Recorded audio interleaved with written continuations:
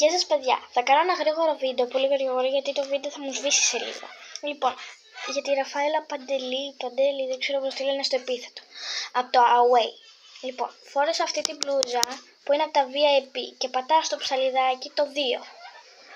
Φόρεσα το μικρόφωνο που είναι εκεί πίσω, φόρεσα μια φάτσα από το costume makeup που έφτιαξα, φόρεσα αυτό το μαλλί που είναι κάτω-κάτω. Λοιπόν, θα σας δείξω τώρα τι παντελόνι φόρεσα. Φόρεσα αυτό το παντελόνι. Λοιπόν, κοιτάξτε εδώ πέρα. Έχω φορέσει αυτή την κοτσίδα και την έκανα μαύρο και λίγο γκρι. Φόρεσα αυτό το παντελόνι που είναι εκεί πίσω και το έκανα και αυτό γκρι. Φόρεσα τη φούστα αυτή που είναι από τα VIP για να είναι πίσω η κάπα που έκανε. Αυτή την μπλούζα πατάω στο ψαλιδάκι και την πατάω στο 2. Τα παπούτσια τα έκανα αυτό εδώ το χρώμα κάτω από το σκούρο ροζ και πήρα και το μικρόφωνο και το έκανα μαύρο και πήρα και τη φάτσα. Λοιπόν, αυτή ήταν η Ραφαέλα για την Junior Eurovision. Αυτό ήταν, γεια σας!